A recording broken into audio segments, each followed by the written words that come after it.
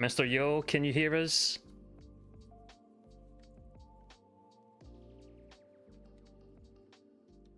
Yes. Dude, feeling extremely emotional watching that series today because people were writing you off all Yeah, week, saying that 1-0 was going to be too much for you guys. The practice games this week didn't go We thought the fantastic. same. Yeah, and guys, you came to play today, and you must be so proud of how you and your team have played. Yeah. Especially Alex, with his condition, and we are so appreciated that he can make it. And we actually eventually win this tournament, which means a lot for us. How is he feeling today? Amazing now. He feels amazing now, but he got a little bit tired during the games. Yeah, I guess believe it was fine. Yeah, even though you guys ended up, winning 3 or 4 out of the, 5 games that you guys had to play there were some pretty long ones. So I'm sure stamina came into play. I'm curious just to first talk about the maps. Were you surprised that they didn't pick Black Forest against you guys? We were kind of, because like every other team would pick it against us, right? And but I think Hera Hayes to play Black Forest as well. I think that's why. That's true. Yeah, we just figured that, like Chaos Pit, for example, felt like a map that was more suited to you, Team China. And so we thought it was kind of strange that they would choose Chaos Pit as opposed to choosing Black Forest against you. But either way, they also would start talking about Nomad, because Nomad was what they chose to start with, and they chose, or you guys chose to start with, but they chose 4 very powerful Civ picks there. Were you kind of surprised by that as well, that on one of your best maps they used 4 of their best Civs? Yeah. Usually our opponent just gave up the Nomad. Like they will pick some Civ that is left, right? But when we saw them, they were picking Spanish and Persian, Malian, and Lithuanian, and we was surprised a lot. But on the second thought, they don't have any archer Civ other than maybe Spanish doing the Conquista. So we had plans, just stop the Spanish, then we could probably win this game. Gotta say, it was a very all-in strat from Canada to go into that game 1, have that 1-0 lead, and use 4 of their top Civs. And it true. And it really did. I think it really bit them towards the end of the series, and just they had that 1-0 lead, kind of threw it away with that. And how were you guys feeling after that one? Did you feel like, I mean, I watched and I was like, man, you guys like stomped that game. You must have felt like really nervous coming into game 1, and it was like, oh guys, we're really in this.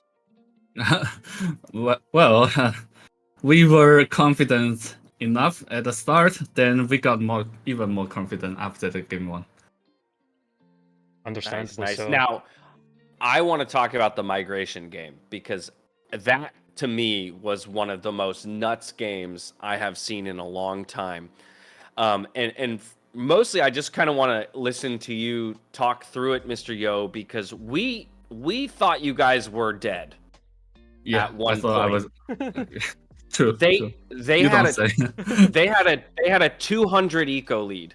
It was 400 plus eco on their side and 200 eco on your side, and you guys came back. So like, what were you guys talking about in the middle of the game there when it looked like it was all lost? Did you develop the specific strategy to come back, like with Tim invading all of their islands and stuff, or did he just kind of come up with that on his own? Where did that strategy come from? We only know this after the game is finished, so it was his idea all along. So yeah, we did talk about something like I'm dead in the middle of the game, but I was quite surprised and happy that we eventually win this. there was a moment you had this TC so isolated out in the west hand side. You had all the villagers queued in, and you had 15 more in the queue. And I was like, oh, there's no way. Surely there's no way China come back from this. There's so many twists and turns that migration game, and definitely the best migration game of the tournament. Yeah, I agree. Yeah, you guys. Yeah, there was one point where you guys had the trade cogs, so then they swapped back onto water, killed all your trade cogs, so then they started building trade cogs.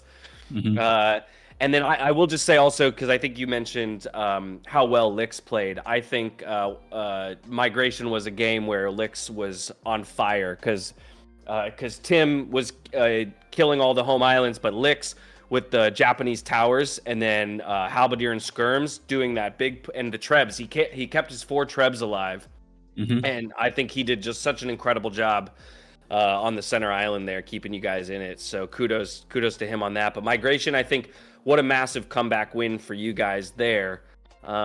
If we jump forward, let's see, next map was, I got to remember the order here. Next map was Chaos Pit after that one. Took a while for Canada to really decide what map they want to go for, and you kind of touched on it, Dash.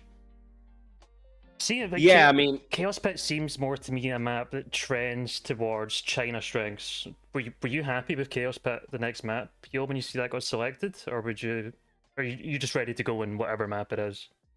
Well, we're just ready to go in, but we used to pick this map as home map before in some tournaments. I don't remember the name, and we lost to Aftermath yesterday in the Invitational, and we just copied their strategy basically, and which worked pretty well.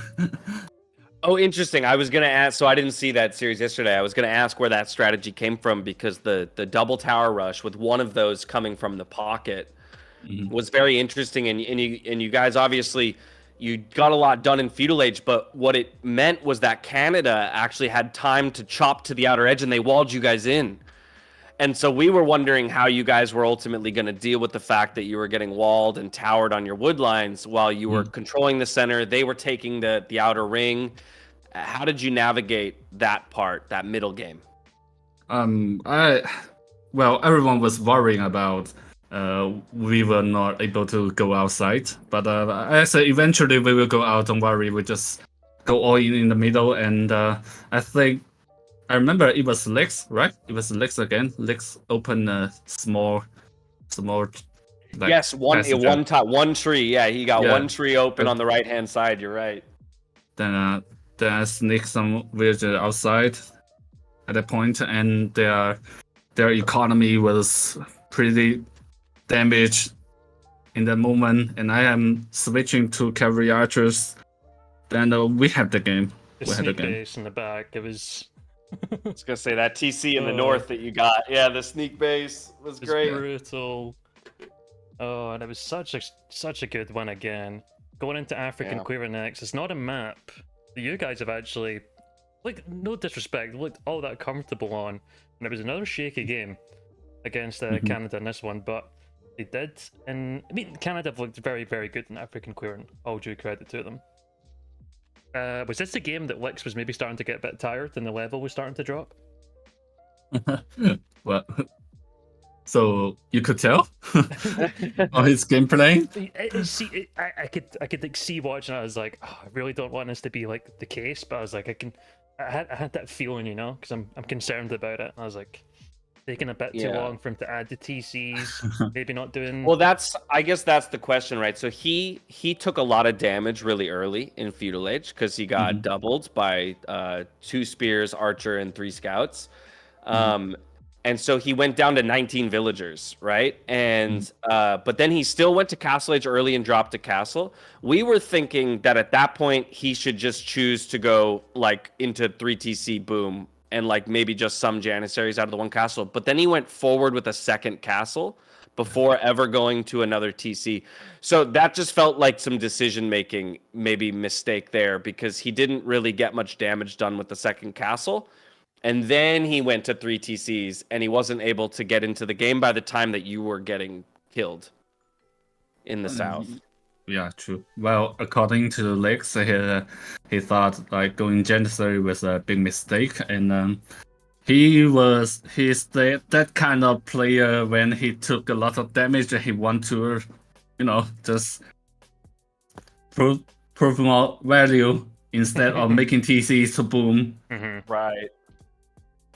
Yeah, which is, is fair, right? He's looking to get some kind of damage done because it almost looked like you had a chance when Vivi was the first to reach Imperial Age. We were like, maybe the, Elite Eagle spam is going to be enough. But I think, unfortunately, it took just if it was a minute sooner, maybe he saves you, right? And you were just getting so much pressure from two different players. Yeah, but that was a dark castle for me. Oh, it was. You're right. I forgot about that. I only had myself to blame. Did you lose a stone on it? I was trying to work it out. Yeah, I lost everything. Oh my god. I was wondering, I was like, how has Yo only got 200 stone now? It's like, there's just so much going on in the map. You're right. You're right. Yikes. Well, so unfortunate loss there, but it would be really the only one because from there we go to Arabia.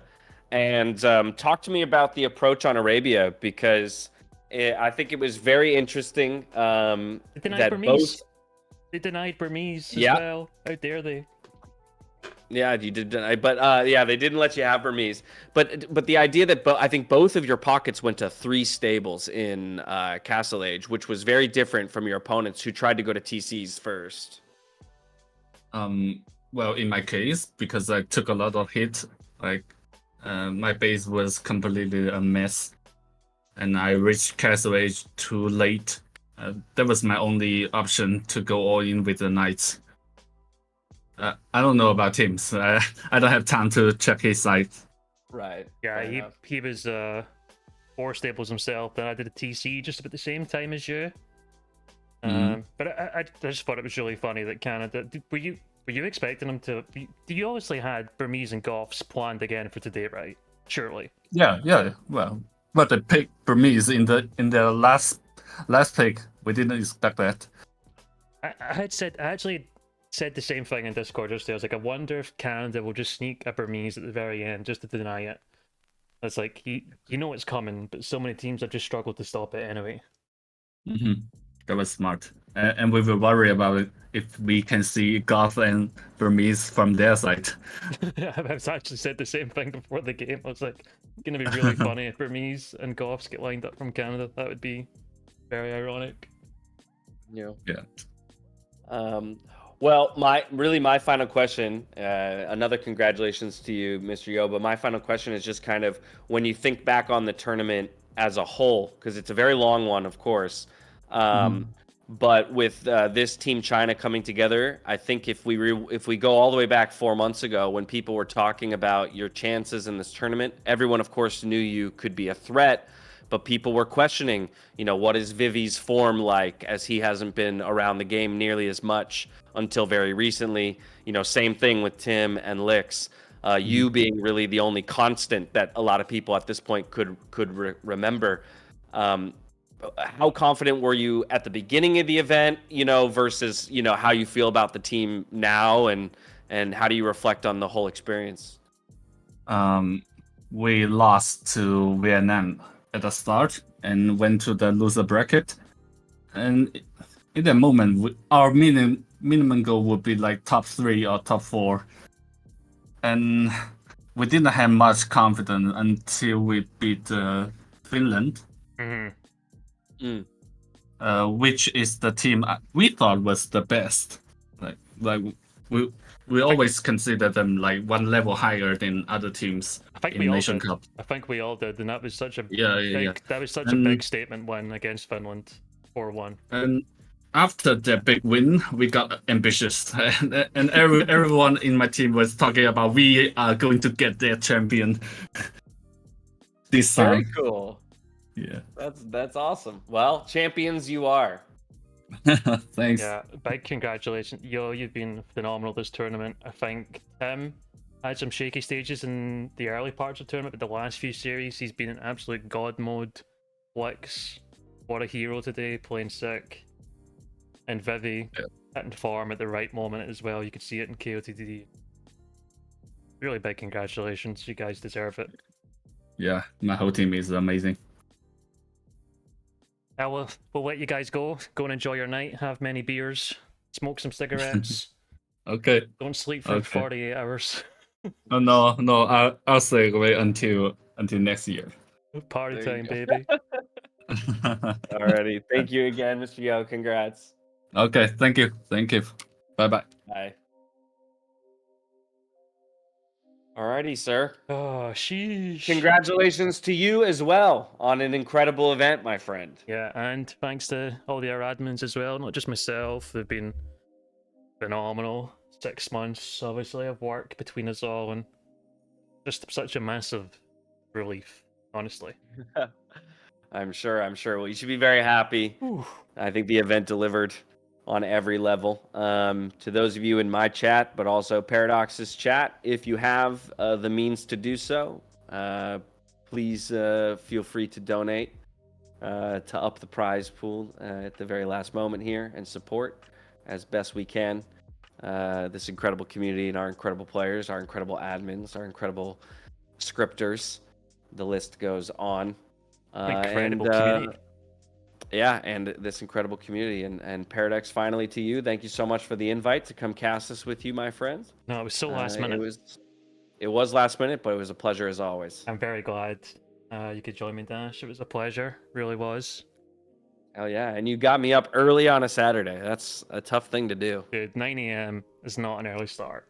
That's early for me, my friend, to be turning my stream on. You know how many streams I was getting Absolutely. up 7 a.m. to do these earlier group stages and now, like, come on, 9 a.m. Oh god, I hate it. I'm a gremlin. But yeah, it was Alrighty. great today. You done a great job, mate. Thanks a lot. All right. Hell yeah, my pleasure, dude.